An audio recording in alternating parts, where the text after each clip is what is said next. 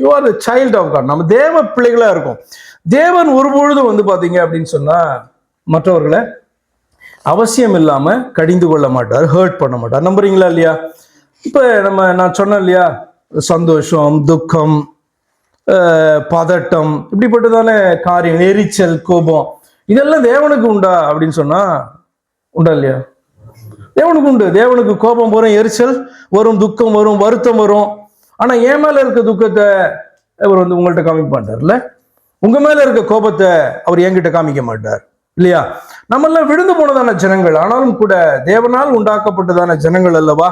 அப்ப தேவன் தனக்கு உண்டாகிறதான இந்த எமோஷன்ஸை அவர் மற்றவர்களிடத்துல அவர் காண்பிக்கிறவர் அல்ல. அவர் மாறாத தேவனாகவும் அவர் நீதியுள்ள தேவனாகவும் காணப்படுகிறார். அப்போ வந்து பாத்தீங்கன்னா நாம மிருகங்கள் அல்ல, நம்முடைய தேவனுடைய பிள்ளைகளாக நம்ம காணப்படுகிறோம் என்கிற உணர்வு நமக்கு எப்பொழுதும் காணப்பட வேண்டும். ஆனபடினால எப்படி இதை ஹேண்டில் பண்றது என்றதான காரியத்தை குறித்து நம்ம சிந்திக்க வேண்டும். வசனங்களை உங்களுக்கு காண்பிக்கிறேன். இந்த வசனத்தினுடைய இன்னொரு பக்கத்தை நம்ம பார்க்கலாம். யாக்கோபு 1 அதிகாரம் 19-20 வசனங்களை வாசிக்கலாம். யாக்கோபு 1:19-20. என் பிரியமான சகோதரரே, யாவரும் கேட்கிறதற்கு தீவிரமாயும் பேசுகிறதற்கு பொறுமையாயும் கோபிக்கிறதற்கு தாமதமாயும் இருக்க கடவர்கள்.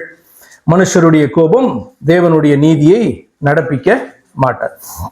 இந்த வசனத்தினுடைய இன்னொரு பக்கம், நார்மலாவே இது வந்து பாத்தீங்கன்னா கேட்கிறதுக்கு தீவிரமா இருக்கணும், பேசுறதுக்கு வந்து பாத்தீங்க அப்படின்னு சொன்னா நம்ம மிகுந்த ஜாக்கிரதையாக 2-3 தடவை யோசித்து தான் என்ன பண்ணணும், பேசணும். போதிக்கிறதா இருந்தா இன்னும் அதிகமா யோசிக்க வேணும். ஏன்னா ஒரு சிறிய தவறா இருந்தாலும் அது வந்து பாத்தீங்க அப்படின்னு சொன்னா நமக்கு விரோதமான நியாய தீர்ப்பாக வந்து நிற்கும்.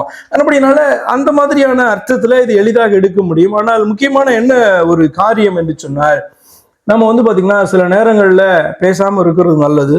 நீ ஏன் பேசாம இருக்கிற அப்படின்ட்டு போய் தொந்தரவு பண்றதும் அர்த்தமற்ற காரியம். மனுஷனுடைய கோபம் வந்து தேவனுடைய நீதியை வந்து அது நடப்பிக்க மாட்டாது. ஏன் என்று சொன்னால் நம்ம வந்து தேவன் கோபப்படுகிறதான காரியத்தை நீங்கள் அறிந்திருப்பீங்க. அதுல நீதி இருக்கும் இல்லையா? தேவனுக்கு ஒரு கோபம் வருதுன்னா he mean it இல்லையா? ஆனா நம்முடைய கோபம் எல்லாம் வந்து பாத்தீங்க அப்படின்னு சொன்னா நியாயமான கோபம்னு நம்ம நினைப்போம். ஆனா அது அர்த்தமற்ற கோபமா கூட இருக்கிறதுக்கான வாய்ப்புகள் இருக்கு இல்லையா? இன்னொரு பக்கத்தை அப்படி அவ்வளவு சரியாக புரிந்து கொண்டவர்களாக நம்ம காணப்படுறோமா? பேக்ரவுண்ட்ல நடக்கிறதான காரியங்கள், அந்த அந்த அந்த ஒரு ஒரு இன்சிடென்ட் அது முழுமையா நமக்கு புரிந்தது அப்படின்னு சொல்லி நம்ம நினைத்து கொண்டிருப்போம். ஆனா வந்து பாத்தீங்கன்னா நம்ம புரியாத பல காரியங்கள் அதற்குள்ளாக அடங்கி இருக்க முடியும் இல்லையா? அப்படின்னா நம்முடைய கோபம் எல்லாமே வந்து நியாயமான கோபம் அப்படின்னு நாம வேணா ஜஸ்டிஃபை பண்ணிக்கலாமே ஒழிய, கர்த்தர் அந்த காரியத்தை நமக்கு விளக்கினார் என்று சொன்னால், அந்த பேக்ரவுண்ட் சீன்ஸ் விளக்கப்பட்டது என்று சொன்னால், நம்முடைய கோபம் அர்த்தமற்ற கோபமாய் கூட இருக்கிறதற்கான வாய்ப்புகள் உண்டல்லவா?